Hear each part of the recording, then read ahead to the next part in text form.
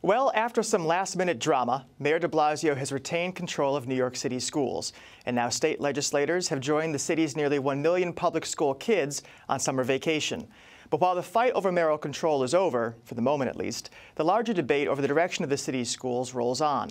Today we've brought together 3 education policy experts and advocates to discuss what issues they feel most need attention as the city prepares for the 2017-18 school year and the 2017 municipal elections.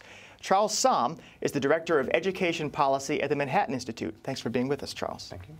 And I want to welcome back to the show both Clara Hemphill, the Director of Education Policy and Insideschools at the Center for New York City Affairs. Welcome back. And Zakiyah Ansari, Advocacy Director at the Alliance for Quality Education. Great to have you on again. So Zakiyah, let's start with you. Are you surprised that the mayor won mayoral control again, that there was controversy about it in the first place, that he got 2 years? Are you surprised? Is it a good thing? I'm not surprised by anything that happens in Albany anymore. I'm not surprised by much anything that happens in politics anymore. No, I was not surprised by the 2 years. As someone who's been doing educational advocacy work for almost 17 years now, who has 1 son left to get through school, 8 children altogether. I've managed to graduate 7 children out of the New York City public school system. My son's the last one. Nothing surprises me. And I just want someone, whether it's Mayor de Blasio or anyone else, who's going to really make sure that public education is at the forefront. And that includes fighting up in Albany for the campaign for fiscal equity dollars that are owed children, so we can stop seeing the cuts that are happening in their schools, the loss of programs. So I'm not surprised. Charles, how about you? Are you surprised at the outcome? And what do you think? Is 2 years better than 1 year in terms of, I don't know, systemic stability, planning purposes? What's your take? Yeah, I think the mayoral control debate is, a kabuki theater that's done in Albany, and I support the mayoral control for the mayor. I think he should have full control, forever.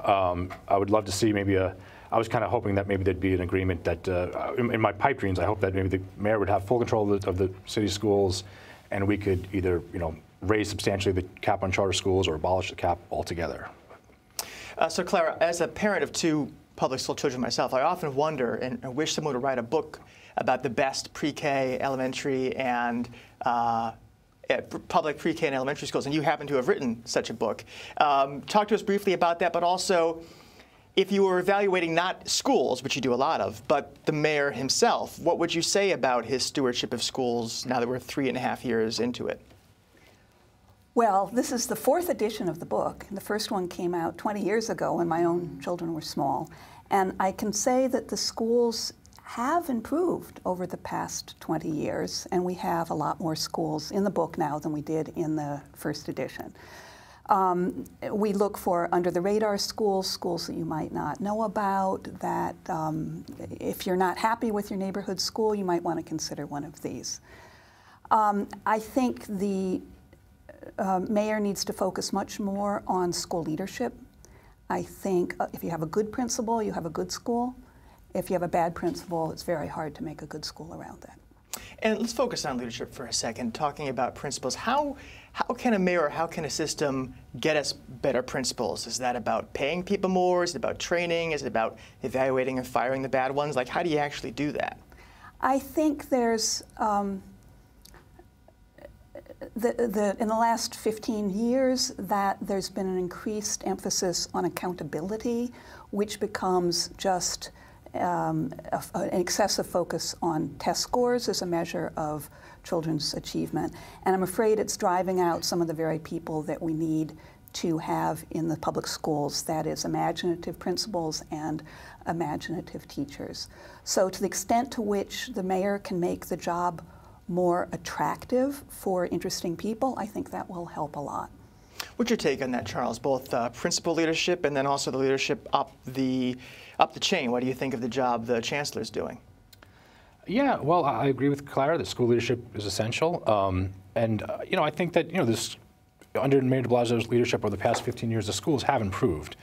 Test scores continue to go up, graduation rates continue to go up. I think the de Blasio administration, I don't feel the same sense of urgency that maybe we felt during the Bloomberg years. Not everything worked during the Bloomberg years, but they tried an awful lot. And it was, with the Mayor de Blasio's administration, he's big on 10-year plans. You see that in the renewal schools, or diversity schools, or even the computer science for all. it's you know, a lot 10-year plans, very low metrics for success, a very low bar for them to cross over. So I'd like to see a little bit more of a sense of urgency on some of these issues. What's your take on that, Zakiyah? Yeah, I mean, I would just say I don't need to be a cheerleader for Mayor de Blasio, but I would say that I cut a lot of my teeth in pushing back against the 100+ schools that Mayor Bloomberg. And I think part of decided to close, and I think part of what that is that exactly that. He tried a lot of things. When we know what actually needs to work in schools, and we don't do that, especially for Black and brown poor children across the city and across the state, then shame on us. And I think the way you improve around leadership is having really deep conversation. And to Clara's point, like, we're not focusing on testing. That should not be the focal point of how we educate children. How are we looking at art and music being cut where they no longer have access to that, where AP courses, children don't have access to those things. Also, the very things that keep them engaged, but also like art and music, but also the things that will get them to the next level, whether it's college or the field of work. And when we see constantly schools have been cut, all these programs, and children don't have access to that, and at the same time, accountability is a one-way street. It's only on teachers and principals. It's not on anyone else in regards to funding schools. Then we need to switch our focus and work collaboratively to make sure that all our children have what they need, a comprehensive education. One of the issues that came up a lot during the Bloomberg years was the role of parents, the ability of parents to have a voice in the system, especially when it came to closing schools, opening new schools, co-locating schools. You deal a lot with parents and organizing parents. Do you feel as though the posture of the school system toward parents has changed, improved, or deteriorated under Mayor Bloomberg? I'm sorry, under Mayor de Blasio? I think it has, absolutely, but to the point made before, it was a low bar to begin with, because Mayor Bloomberg, over his tenure, actually said that, you know, parents don't know what they have never had a good education, so they don't know what a good education looks like, right? So this came from our mayor at that point. Yes, the chancellor came in centering parent engagement, right? That was her conversation when she spoke to educators and she spoke to principals and she spoke to parents. Like, that was going to be our center. We're going to start there in the foundation. And I think that was really important. Is there a lot of work to be done? Absolutely. There's always a ton of work that needs to be done, especially for Black and brown parents and monolingual speaking parents as well, right? And so we need to really make sure that we're focusing on that. And the way to do that is to ask parents, have we done a great job? What can we do better? What do we need to do to support you? I think there's a lot of programs out there that the Coalition for Educational Justice has really been pushing for and that are happening in schools right now, called academic parent-teacher teams, where parents and educators are actually having a conversation. It's different than parent-teacher conferences. There's parent-teacher home visits that have been created under Mayor de Blasio. Again, started in the work of parents from the Coalition for Educational Justice, but these are great programs that are actually working and engaging parents in a real comprehensive way to improve what's happening in the classroom, right? And I don't mean test scores. Clara, let's talk about the budget for a second. You know, the city obviously spends a lot on its schools. People draw the comparison between what's spent here versus other places. Is the city still being shortchanged? Is there still a budget problem facing the city's schools?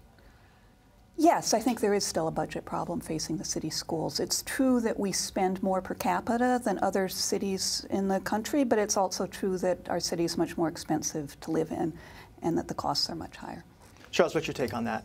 Do we need more money for our schools? I don't know. We're closing in on about $23,000 per pupil, so I don't know how much more you know, the city or state has to spend. And you know, I think there's a case to be made that, you know, maybe 15, 20 years ago, the schools were underfunded compared, especially to the nearby suburbs. But we've pretty much reached parity, you know, in a lot of ways, and on results and also in spending. So I don't think it's a question of money at this point. You mentioned something I want to pick up on. You mentioned a sense of a lack of urgency, or a lack of a sense of urgency under Mayor de Blasio.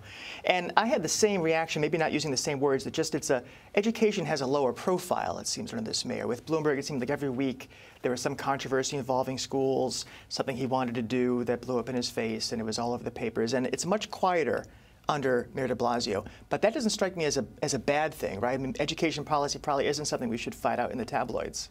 Yeah, I think there's something to that. I think there was a lot of tumult and change during the Bloomberg years, and less so in the de Blasio years. He hardly mentioned it in his State of the City address a few months ago. You know, his big push was universal pre-K, which he achieved, and which has, you know, been the rollout has been successful. But I just think that there's a lot more that could be done, and you know, a lot more innovation, sense of urgency. You know, he's big on these 10-year plans, but you know, I think that the the benchmarks could be higher and the time frame could be shorter on a lot of these things. So we have mayoral control, and we have a mayoral election underway officially now. So let's say that I wasn't here, and instead it was Mayor de Blasio, who's slightly taller, and Assemblywoman Maliotakis, his likely Republican opponent. And you guys at the panel at a debate, you have one question about education policy. What do you ask the candidates? What do you want to hear their positions on? I would ask the mayor, is there a way we can kind of end the war on charter schools and better incorporate that into the system? Some cities, Denver in particular, has a common enrollment system where charters and district schools, parents get to select in kind of the way, somewhat similar to the way that the high school system works here, although it's controlled choices. More of the city would have a hand on equally distributing low and economically disadvantaged kids, special needs kids, English language learners. It's worked well in some cities, Denver in particular, and that might be something that New York might want to consider. Clara, your question. I'd ask, what are you going to do to find the best principals, promote them and support them, and make them want to stay?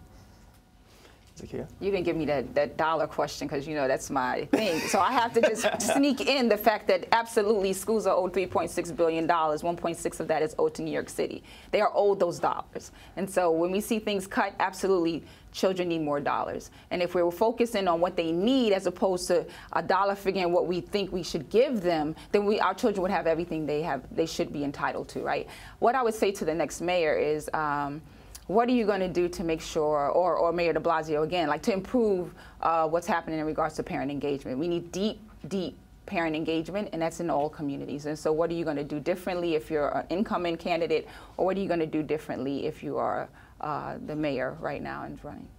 Clara, the mayor earlier this year, I should say, announced that on top of UPK, now he's introducing or hopes to introduce a program, universal early childhood education for 3-year-olds.